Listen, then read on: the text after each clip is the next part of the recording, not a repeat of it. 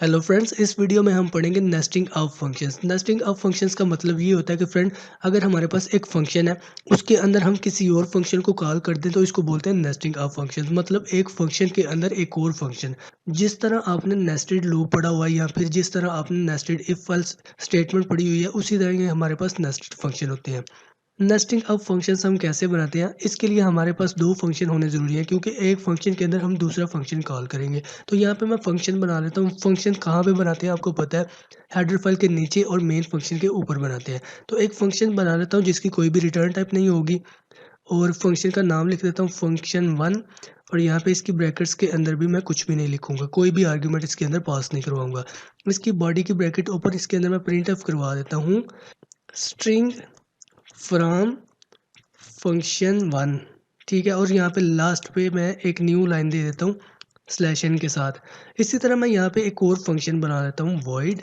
इसकी भी return type void है। फंक्शन का नाम मैं यहाँ पे फंक्शन 2 लिख देता हूँ, और यहाँ पे इसकी भी ब्रैकेट्स को खाली छोड़ देता हूँ, और इसकी जो बॉडी की ब्रैकेट्स है इसके अंदर मैं एक और प्रिंट एफ करवा देता हूँ, प्रिंट एफ। और यहाँ पे स्ट्रिंग फ्रॉम फंक्शन 2, यहाँ पे भी न्यू लाइन दे देता हूँ लास्ट पे।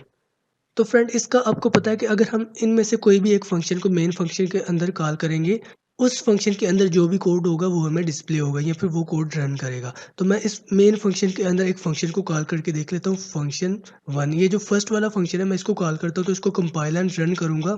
देखिए फ्रेंड, फंक्शन 1 के अंदर हमने जो भी डिस्प्ले करवाया हुआ था वो हमें डिस्प्ले हो रहा है। इसी तरह अगर मैं यहाँ पे फंक्शन 2 को भी कॉल करूँगा, तो फंक्शन 2 के अंदर जो कोड लिखा होगा वो हमें डिस्प्ले होगा। तो मैं कंपाइल एंड रन करता हूँ तो देखिए फ्रेंड, फंक्शन 1 का जो कोड था वो हमें यहाँ पे डिस्प्ले हो रहा है, और फंक्शन 2 का जो कोड है वो भी डिस्प्ले हो रहा है। लेकिन हमने यहाँ पे पढ़ना नेस्टिंग ऑफ फंक्शन, यानी कि एक फंक्शन के अंदर दूसरा फंक्शन। तो मैं यहाँ पे दोनों फंक्शन कॉल को खत्म करता हूँ, और ये जो फर्स्ट वाला फंक्शन है इसको मैं सेकेंड फंक्शन के अंदर कॉल कर देता हूँ, यहाँ पे फंक्शन 1। और यहाँ पे ये मैंने फर्स्ट वाला फंक्शन सेकंड वाले फंक्शन के अंदर कॉल कर दिया।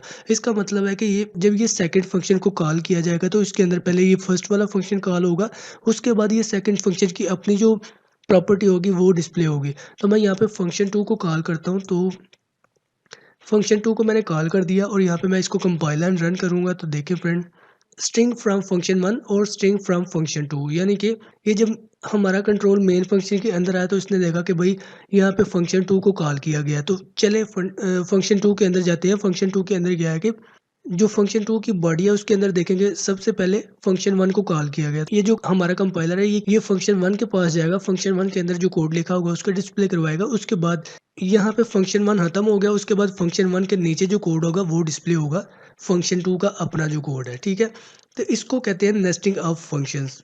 तो फ्रेंड, ये जो नेस्टिंग फंक्शंस होते हैं इसके अंदर हम रिटर्न टाइप भी यूज़ कर सकते हैं, पैरामीटर्स भी यूज़ कर सकते हैं। ज़रूरी नहीं कि हम किसी सिंपल फंक्शन को ही हम यहाँ पे कॉल करेंगे।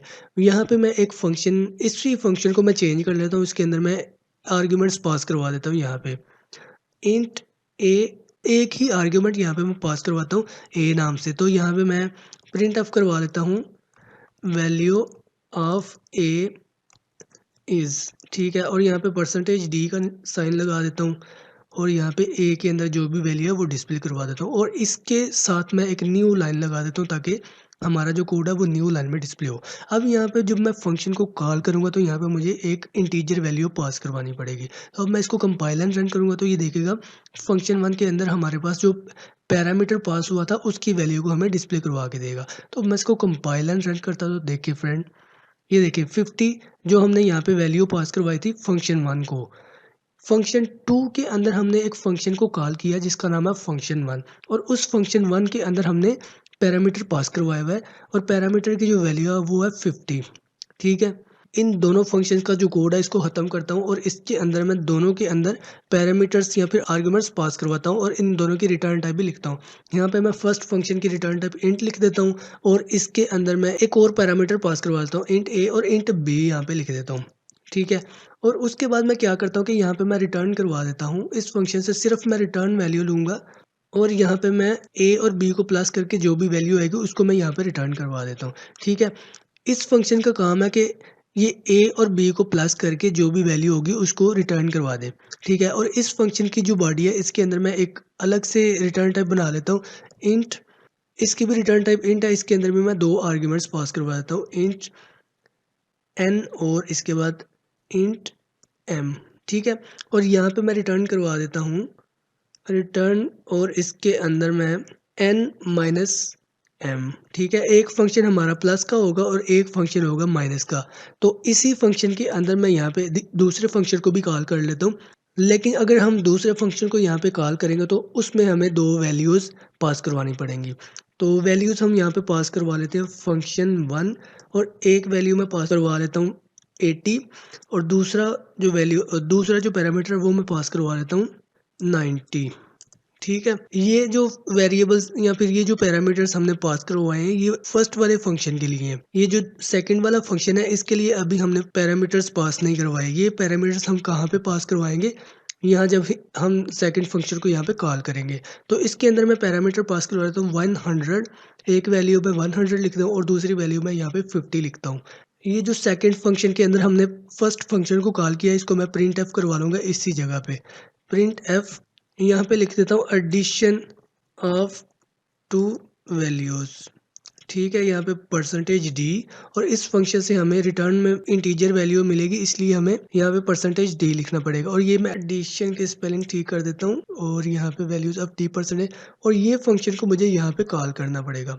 इसको मैं यहाँ से ख़त्म करके यहाँ पे लिख देता हूँ, ये सेमीकोलन, इसको एक्स्ट्रा सेमीकोलन को ख़त्म कर देता हूँ। और ये देखिए फ्रेंड, ये हमारा एक फंक्शन कॉल हो गया। ये जो फर्स्ट वाला फंक्शन है सेकंड वाले फंक्शन के अंदर कॉल हो गया, और अब मैं इस सेकंड वाले फंक्शन को इस फंक्शन के अंदर कॉल करूंगा, और यहाँ से जो वैल्यू मुझे मिलेगी वो मैं डिस्प्ले करवा लूंगा। तो इसके लिए मुझे क्या करना पड़ेगा, एक इंटीजर वेरिएबल लेनी पड़ेगी, और यहाँ पे मैं u नाम से एक वेरिएबल बना लेता हूँ और इसके अंदर इस फंक्शन को कॉल कर लेता हूँ फंक्शन 2, ठीक है। और इसमें दोबारा से वैल्यू पास करवाता हूँ 100 और 50, ठीक है। तो मैं यहाँ पे प्रिंट ऑफ करवा लेता हूँ सब्ट्रैक्शन ऑफ 2 वैल्यूज़।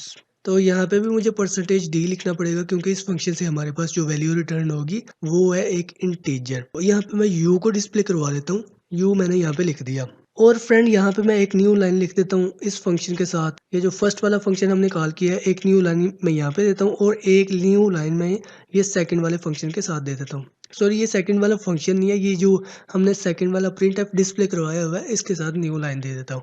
अब मैं इसको कंपाइल एंड रन करूँगा तो ये देखिए फ्रेंड, एक हमें डिस्प्ले होगा एडिशन ऑफ 2 वैल्यू, ये डिस्प्ले होगा रिजल्ट, और दूसरा होगा सब्ट्रैक्शन ऑफ 2 वैल्यूज़, ठीक है। एडिशन में क्या मिलेगा हमें 80 और 90 को प्लस करके जो रिजल्ट आएगा 170।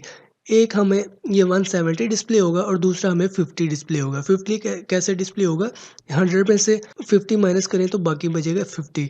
तो मैं इसको कंपाइल एंड रन करता हूँ तो देखिए फ्रेंड हमारे पास क्या डिस्प्ले होता है। ये देखिए फ्रेंड, एडिशन ऑफ 2 वैल्यूज 170 और सब्ट्रैक्शन ऑफ 2 वैल्यूज 50। इसको बोलते हैं फ्रेंड नेस्टिंग ऑफ फंक्शंस। तो कभी कभी हमें ज़रूरत पड़ जाती है किसी फंक्शन को किसी दूसरे फंक्शन के अंदर कॉल करने की, या फिर इस तरह कह सकते हैं कि कभी कभी हमें ज़रूरत पड़ सकती है नेस्टेड फंक्शंस की। तो फ्रेंड अभी तक आपको पता चल गया होगा कि नेस्टिंग ऑफ फंक्शंस या फिर नेस्टेड फंक्शंस कैसे बनाए जाते हैं या फिर कैसे काम करते हैं। आज की वीडियो में बस इतना ही है।